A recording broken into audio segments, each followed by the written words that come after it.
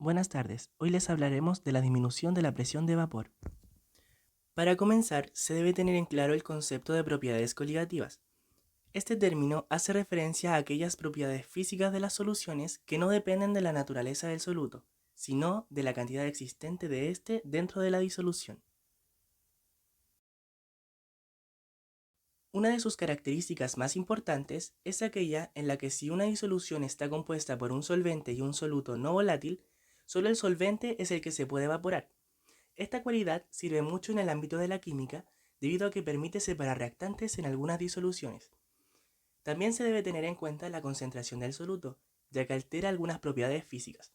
Estas son las llamadas propiedades coligativas, las cuales son descenso crioscópico, presión osmótica, aumento del punto de ebullición y disminución de la presión de vapor. Este es el tema que les explicaré a continuación.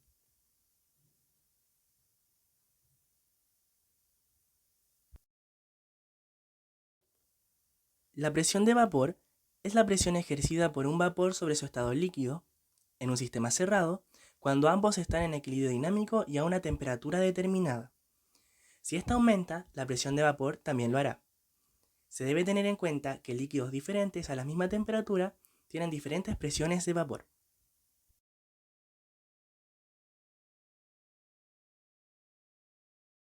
Existen diferentes tipos de sustancias que influyen directamente en la presión de vapor, dado que hay algunas que son volátiles, cuyas partículas se encuentran más dispersas. Esto se debe a que posee fuerzas intermoleculares débiles, lo cual hace que posea una presión de vapor alta. Por el contrario, existen las sustancias no volátiles, cuyas fuerzas moleculares son fuertes y por ende su presión de vapor es baja.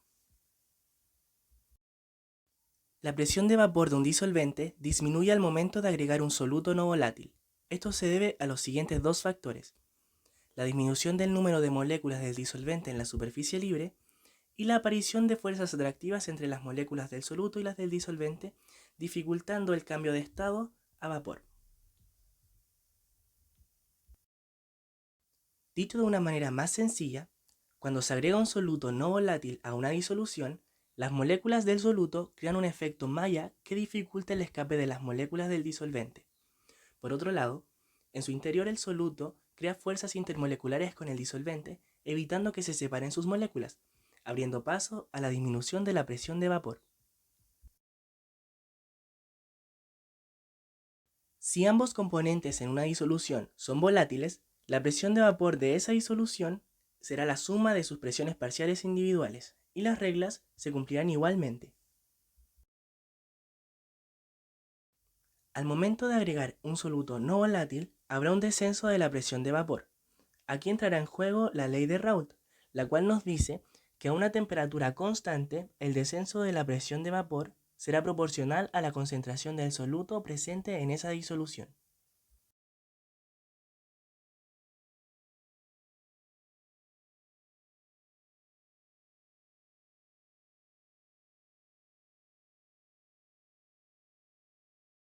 Para comprender mejor cómo funciona la ley de Raoult, a continuación explicaré un ejemplo sencillo. La ley de Raoult cuenta con una fórmula que nos dice que la presión parcial de un disolvente en una disolución será igual a la fracción molar del disolvente en la disolución por la presión de vapor del disolvente puro. El ejercicio nos pide calcular la reducción en la presión de vapor causada por la adición de 100 gramos de sacarosa a 1000 gramos de agua, teniendo en cuenta que la presión de vapor de agua pura a 25 grados Celsius es de 23,69 miligramos de mercurio. Lo primero que se debe calcular para poder utilizar la ley de Raoult son la cantidad de moles de soluto y de disolvente en la disolución. En este caso, el soluto es la sacarosa y el disolvente será el agua pura.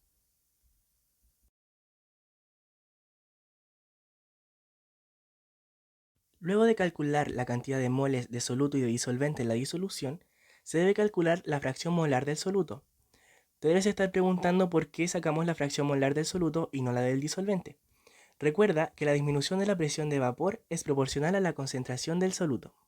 Luego de calcular la fracción molar, podemos recurrir finalmente a la ley de Raoult y reemplazar los valores que fuimos obteniendo a lo largo del desarrollo de este ejercicio, dándonos como respuesta que la disminución de la presión de vapor es de 0,124 miligramos de mercurio. En nuestro diario vivir, También es normal encontrarnos con situaciones que tienen relación con la disminución de la presión de vapor, como por ejemplo cuando ponemos a hervir agua para hacer pasta.